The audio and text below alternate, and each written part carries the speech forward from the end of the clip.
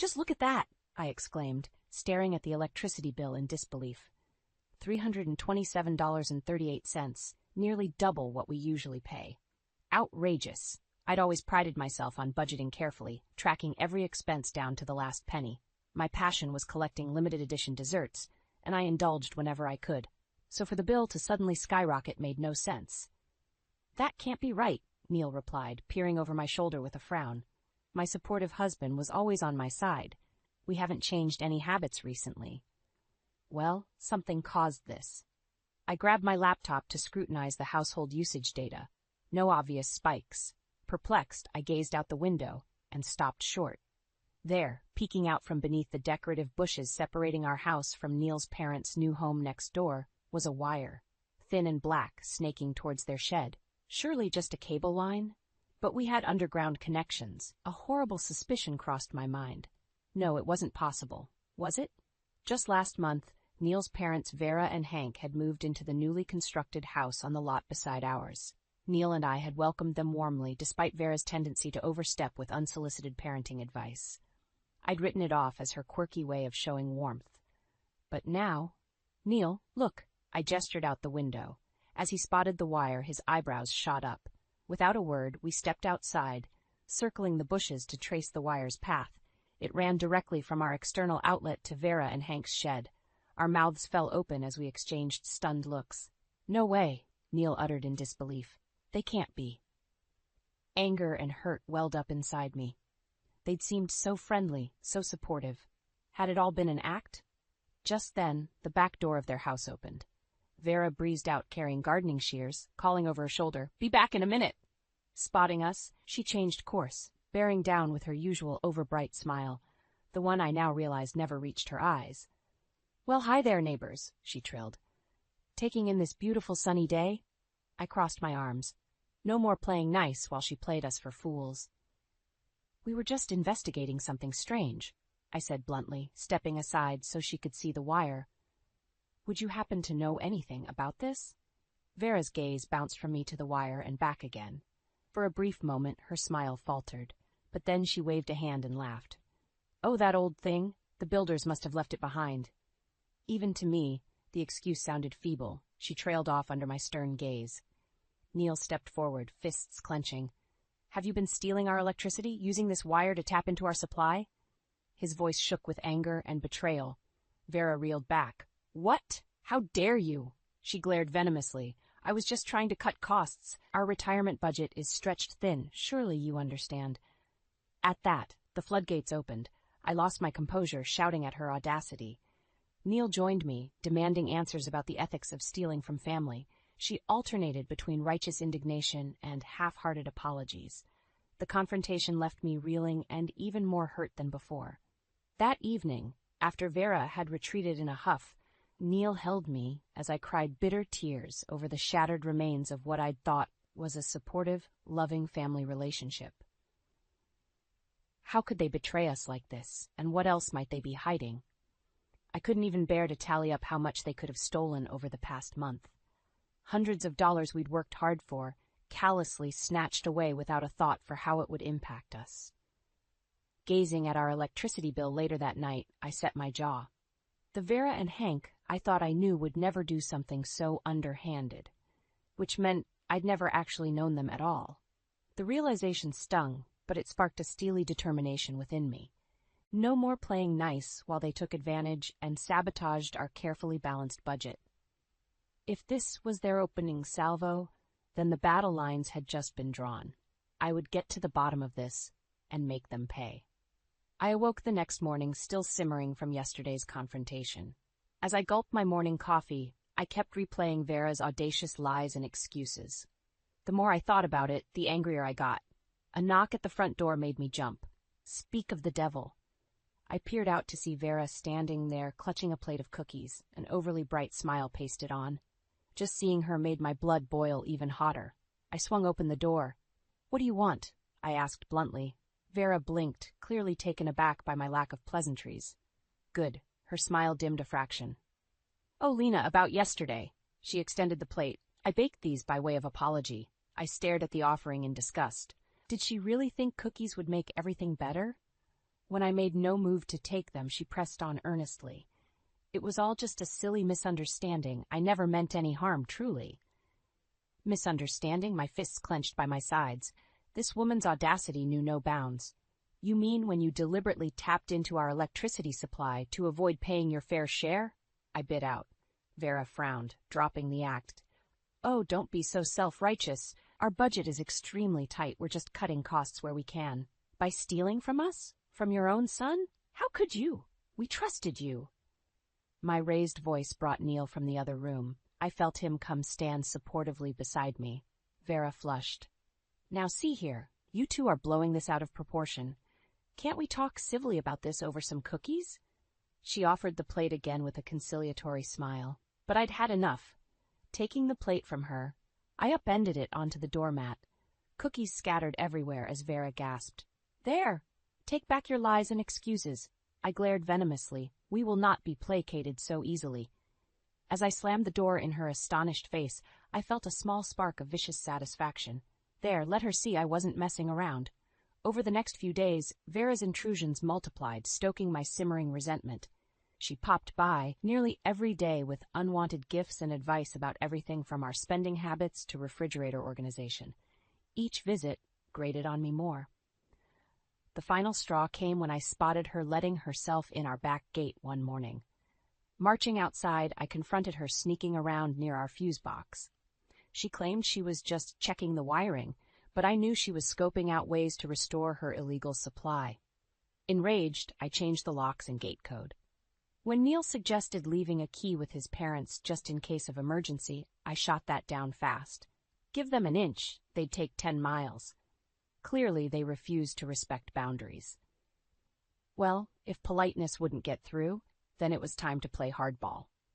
Over dinner with Neil that night, I revealed my plan. We need evidence before going to the electric company or police.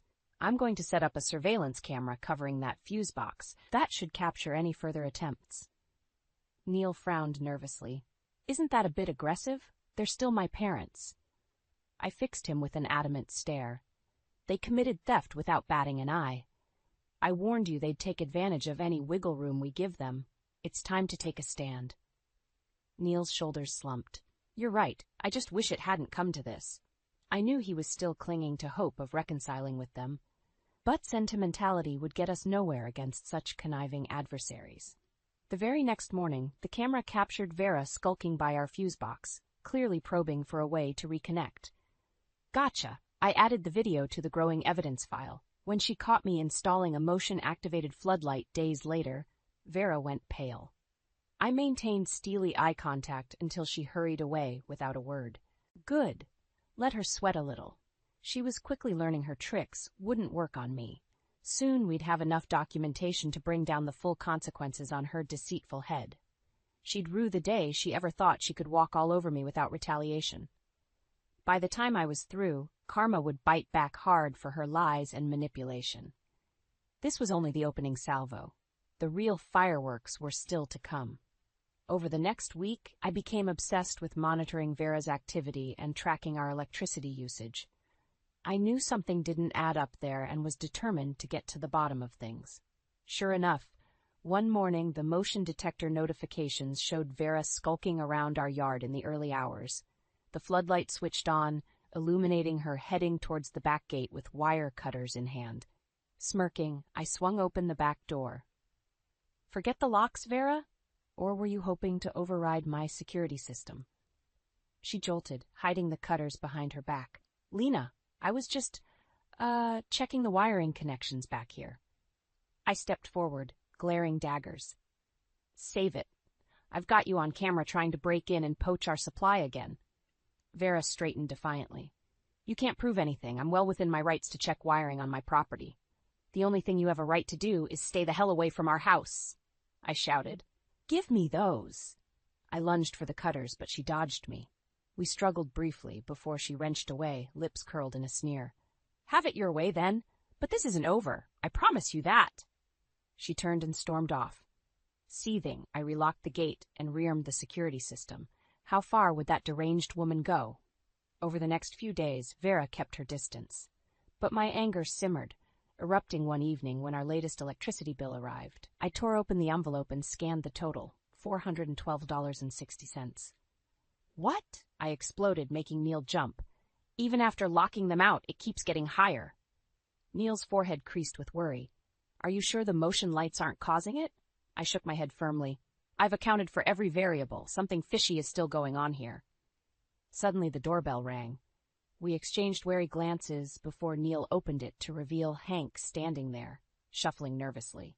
We need to talk, he mumbled, not quite meeting our eyes. It's about the wiring issues. I crossed my arms, steeling myself. Go on, then. Hank cleared his throat. Vera wants to bury the hatchet, and we'd like a key made just in case you two are ever unavailable and an emergency repair is needed. My temper flared again. Give them access after everything? Not a chance. I jabbed a finger at Hank's chest. You mean give you free rein to keep tapping our power? Hank backed away, protesting. Neil quickly intervened before things escalated further. After Hank retreated in a huff, Neil gave me a serious look. We can't keep fighting them like this. What if we sit down civilly and try to sort this out? I bit my lip, considering. As much as I hated to admit it, maybe we did need an open conversation before things spiraled irrevocably out of control. So a few days later, Vera and Hank sat stiffly on our couch while Neil mediated. I stated my case bluntly. The unchecked electricity drainage had to stop, or we'd take legal action. Vera alternated between superficial apologies and rambling excuses, while Hank stared at the floor. Eventually, Neil negotiated a tenuous truce. We'd refrain from formal complaints if the electrical issues ceased immediately. After they left, Neil gave me a pleading look. Let's give them one last chance before escalating this further. Though it grated on me, I reluctantly agreed. One final opportunity to make things right, before my vengeance hammer fell with full righteous fury. In the following days, I still patrolled for suspicious activity, but when our next bill showed only a marginal increase, I allowed my guard to lower slightly. Maybe they were actually holding up their end for once. Either way, the surveillance would continue. I wouldn't be fooled again by their facade. Soon I'd know if this truce was genuine, or merely the quiet before their next brazen attack.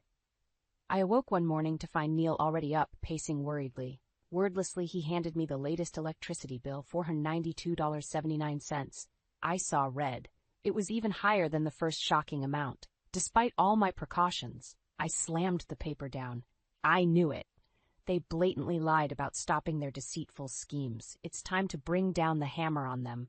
Neil wrung his hands anxiously. Shouldn't we confirm it's actually them first? Oh, it's them all right, I fumed. Now we're getting the electric company involved to trace this. Whipping out my phone, I called to demand an urgent investigation. The following afternoon, I escorted the technician towards our fuse box, scanning for any sight of Vera and Hank. If they caught wind of this inspection, there'd be hell to pay. Luckily, their house appeared silent. The tech removed the box cover, examining the interior wiring with a practiced eye. As he shifted to inspect the ground wire connections, he paused. Well, that shouldn't be there. I hurried over to see him tugging on a cable that had been very deliberately wired into our supply line. My fists clenched with rage. Gotcha! I knew they couldn't resist resuming their illegal connections. Their audacity knew no bounds. The technician shook his head. You've got a tap wire spliced directly into your power. Draining it right off, too. He traced the cable behind our bushes. Looks like that house next door. I threw my hands up furiously. I knew it. Those lying snakes swore they'd stop stealing from us. Wait until I expose their thievery to the whole neighborhood. I whirled to storm next door and confront them, but Neil grabbed my shoulders gently. We have solid evidence now. Let's make a plan first before charging over there. I took a deep breath, wrestling my temper back under control. He was right. As satisfying as a verbal lashing would feel, it would likely only spawn more lies and denial. Better to retain the element of surprise for now. The technician cleared his throat awkwardly. If you'd like to file charges, I can provide documentation on the unauthorized wiring setup here. I gave a sharp nod. Yes, we absolutely want to pursue this legally. Justice would be served soon enough. That night after dinner, Neil and I strategized our next moves. In addition to pressing charges, I suggested blasting their thievery across neighborhood Facebook groups. Once everyone knows what duplicitous fraudsters they are, they'll be social outcasts. Avoiding jail is the least of what they deserve. I slammed my hand on the table for emphasis. Neil bit his lip nervously. I agree they need to face consequences, but public shaming seems extreme. I leaned forward adamantly. After all the warnings and second chances, I will flaunt their shame so widely they'll never show their faces around here again. Neil still looked hesitant about my scorched earth approach, but the die was cast. After tomorrow's confrontation, one way or another, Vera and Hank would regret the day they ever targeted me as an easy victim for their deception. The next evening, I turned off all our outdoor lights and ensured the motion detectors were disabled. Under cover of darkness, the technician arrived to sever and remove Vera and Hank's parasitic connection. Phase 1 of retaliation was complete. At sunrise, after double-checking the cables had been separated, I dialed the police dispatcher with Neil beside me. My hand tremored slightly as I reported the extensive wire fraud next door. But my voice remained steady, fueled by white-hot indignation. I wanted to witness Vera and Hank's reactions firsthand when the police showed up to investigate. But Neil convinced me to lay low to avoid prematurely tipping them off. So we watched discreetly through the window as first one, then 2 squad cars rolled up outside their house. As the officers knocked and presented a search warrant, I hugged myself tight, almost dizzy with vicious satisfaction. Got them. After all the lies and manipulation, their web of deception was unraveling before my eyes. Soon they'd be facing criminal charges, and once word spread about their shady exploits grifting naive neighbors, their remaining reputation would be left in tatters too. I finally exhaled, feeling the knots of tension start to loosen within me. The confrontation would come soon enough, but for now I'd scored a decisive victory against their underhanded scheming. Watching the police continue scouring Vera and Hank's home for illicit connections, I allowed myself a small smug smile. Justice was finally at hand. In the aftermath of the police visit, an uneasy quiet descended on our normally peaceful neighborhood. I kept vigilant watch out the window as whispers spread about Vera and Hank's shady wiring scam. When curious neighbors knocked to probe us for details, I remained tight-lipped. Let the authorities handle things from here. Though it took immense self-restraint not to blast Vera's misdeeds from the rooftops myself, I waited to see how the investigation unfolded. Sure enough, a few days later, Neil spotted a certified letter in their mailbox, addressed from the county clerk's office. Subpoena for evidence, no doubt. The wheels of justice were turning. My smug satisfaction only grew when I peered out the window later to see Vera emerging red-eyed and distressed from a shouting match with Hank. She must be waking up to the severity of the charges they faced with their little larceny scheme unraveling fast. As I watched her hurry tearfully back inside, I couldn't suppress a vicious smirk. Where were her snide excuses and haughty denials now that hard proof had been found? Serves her right. Maybe the threat of jail time would make her reflect on toying with decent, law-abiding folks. The sight stirred conflicting emotions in Neil, though. That night over dinner, his brow remained deeply furrowed. Do you think I should try talking to them?" he suggested tentatively.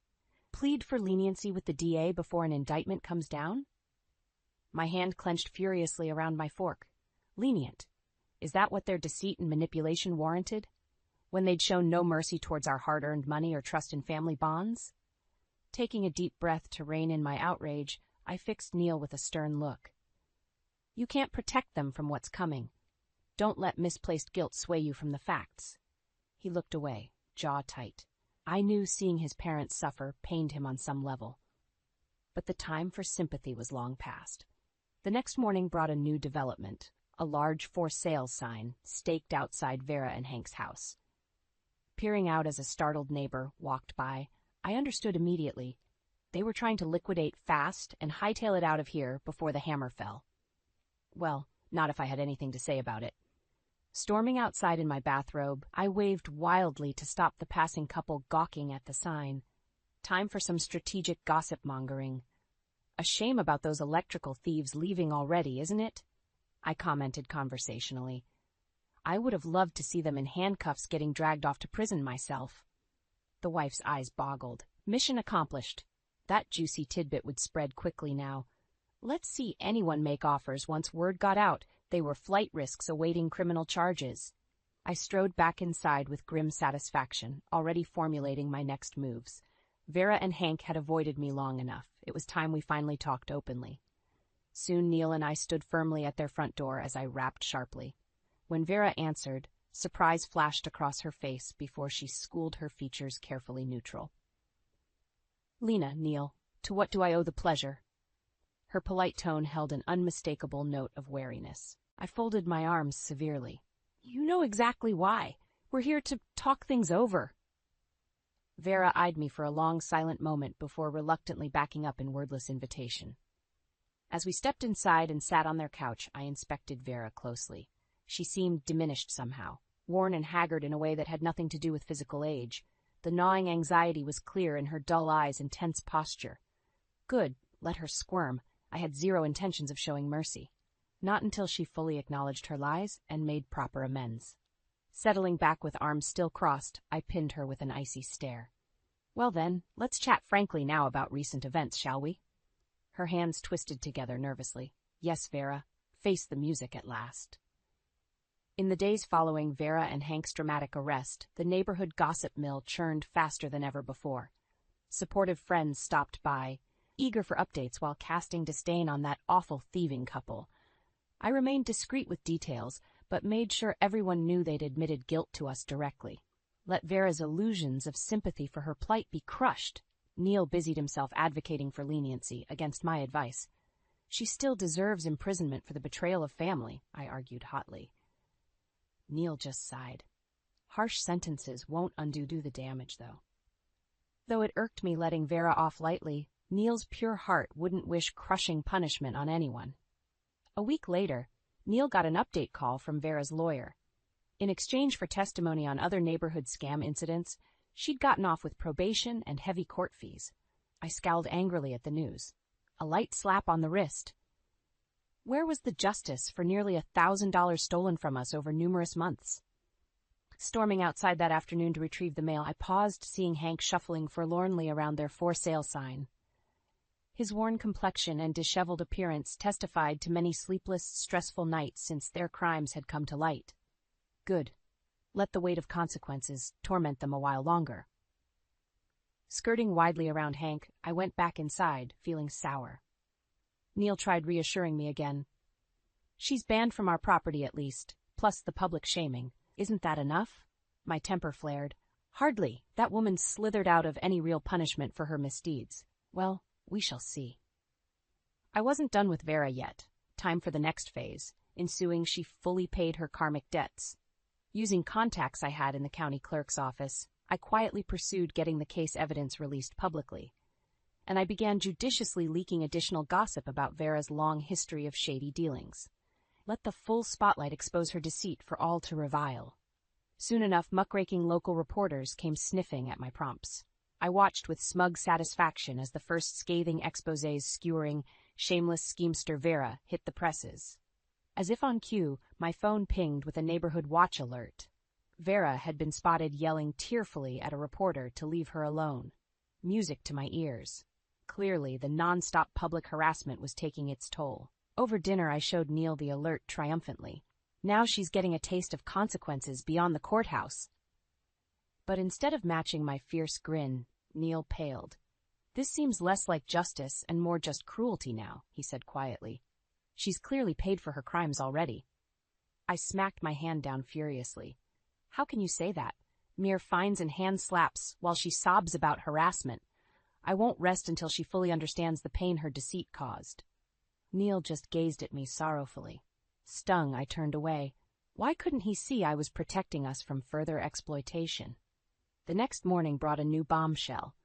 I spotted a local real estate item announcing Vera and Hank's house had sold for a fraction of its value after sitting unpurchased for weeks. Ha! Undoubtedly the non-stop media spotlight had scared away any serious buyers. Sweet justice. Perhaps the financial blow would finally dent Vera's defiant spirit. Sure enough, later that day a moving truck rolled up outside their house. I watched with vicious satisfaction as a weary, broken-looking Vera supervised movers hauling shabby boxes out to the truck unassisted by any friends or family. In her expression of utter defeat, I recognized the bitter taste of karmic retribution at last. She was getting every bit of what she deserved. Soon I'd be fully rid of her deceptions and delusions of grandeur for good. Let her start over penniless and friendless elsewhere. As the moving truck finally pulled away, exhaust fumes momentarily obscuring Vera's face, I lifted my chin in cold triumph. I'd won. In the weeks after Vera and Hank's ignominious exit, the neighborhood gossip mill continued churning. But with the primary culprits gone, intrigue gradually faded. Soon talk turned to more mundane matters, and benign normalcy returned to our quiet corner of suburbia. Neil and I gradually adjusted back to our familiar routines free of toxic drama. With our backyard now a serene vista instead of an anxiety minefield, my guarded hypervigilance eased.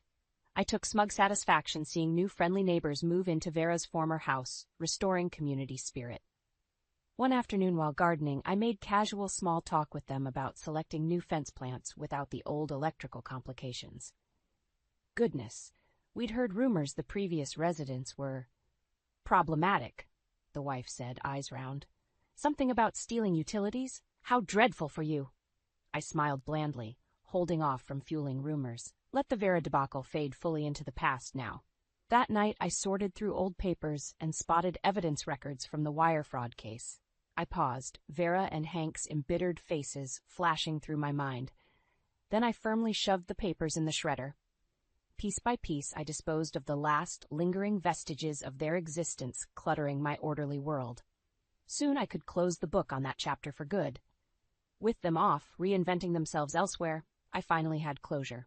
Meanwhile, Neil seemed to relax as well, now that his parents were safely out of legal jeopardy, and time had passed since the arrest scandals. We settled fully back into familiar routines. After returning from his teaching job one day, Neil wrapped me in a grateful hug. I'm glad we can just focus on us again. No more disputes interfering with enjoying each moment together.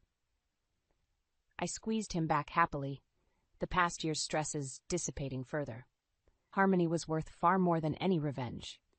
To celebrate leaving toxicity behind, I indulged in purchasing a long-coveted, rare French dessert I'd bookmarked, symbolic of restoring sweetness to life. The $200 price barely dented savings bolstered from an electricity bill back to normal. One morning, soon after, I walked outside to get the mail and paused, seeing an unfamiliar envelope addressed simply, "To my daughter-in-law." I froze. Vera? How dare she contact me after everything? Hands shaking slightly, I tore the envelope open. Inside, I found a brief note in shaky handwriting. Lena, I owe you the deepest apology for betrayal that cannot be forgiven. I pray you've found peace. I will not contact or return again. Instead of vindication, a surprising emotion lanced through me. Shame. Because this single conciliatory letter conveyed more authentic remorse than all Vera's tearful drama ever had. I tried justifying my retaliation campaign. She'd brought it on herself. But remembering Vera's broken expression as she drove away in defeat, had getting even truly brought me satisfaction either? Had I become the very monster I hated in her? At that moment, Neil walked up behind me. What's wrong, honey? Wordlessly, I handed him the letter. As he read, eyebrows furrowing worriedly, my high moral ground suddenly felt much less secure. Yes, Vera and Hank had acted despicably out of misguided self-interest. But did everyone, even the lowest scoundrel, not deserve redemption someday? Perhaps in banishing Vera so ruthlessly, I had strayed farthest of all from basic human decency. What truly separated my hardball tactics from her manipulations in the end? Weeks later, the matter still pestered my conscience. To clear the air fully, I knew hard conversations remained. One night at dinner, I broke the heavy silence. Do you ever regret how forcefully we handled things with your parents? Neil blinked, hesitating thoughtfully. I just wish communications had stayed more civil on all sides. My face flushed hot with remorse. I shouldn't have kept escalating vengefully. Can you forgive me? I held my breath. Neil smiled gently, taking my hands in his. Of course. Let's leave recrimination buried in the past now where it belongs. The relief of reconciliation washed over me. I still had much self-reflection yet ahead on temperance and compassion. But together, Neil and I would find our way towards better understandings, As we embraced lovingly, I let go fully of the last bitter remnants of score-settling resentment I'd clung to so fiercely. What mattered most was choosing each day to see the best, not the worst, in those around me, including myself.